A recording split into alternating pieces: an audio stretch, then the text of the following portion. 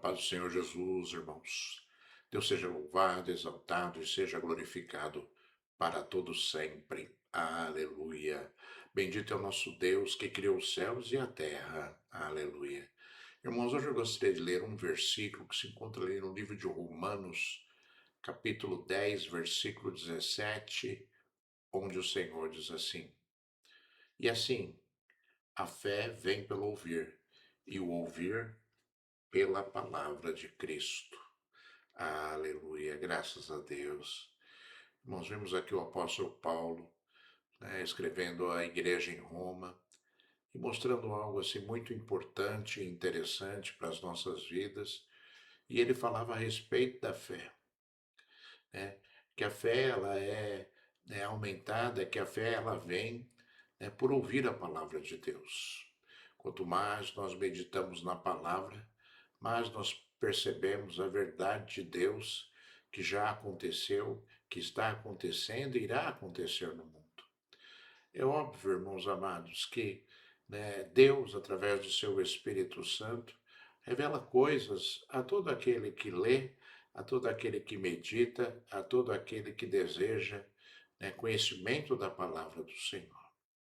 E nós, com a ajuda do Espírito Santo, quando lemos a palavra do Senhor, nos lembramos de tantas coisas nas nossas vidas, e nós nem imaginávamos que Deus pudesse estar agindo ali na nossa ignorância, na nossa falta de fé, na nossa falta de conhecimento de Deus.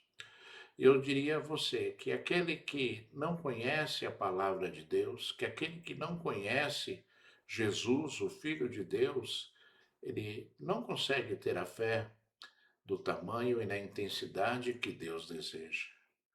Porque a nossa fé é expressa em o quê? Em ministrar a palavra de Deus para as nossas vidas, para o mundo espiritual, para as coisas que estão ao nosso redor. Todas as vezes que nós nos lembramos da palavra de Deus, nós a ministramos. A ministramos a nós como pessoas alvo dessa palavra maravilhosa. E ministramos também ao mundo espiritual, ao nosso inimigo, que se submete àquilo que Deus deixou escrito. Nada é mais poderoso neste mundo do que a palavra de Deus. A palavra de Deus rege o mundo e ela continuará agindo desta forma. Porque, conforme disse o próprio Senhor Jesus, o mundo não acabará até que toda a palavra de Deus se cumpra. Então, que você se dedique, se esforce a conhecer a palavra de Deus, para que a sua fé seja do tamanho que Deus deseja, para que você possa enfrentar as adversidades da vida, com fé e esperança, sabendo na vitória que sempre acontecerá para aquele que crê, para aquele que tem fé, para aquele que age segundo a sua fé.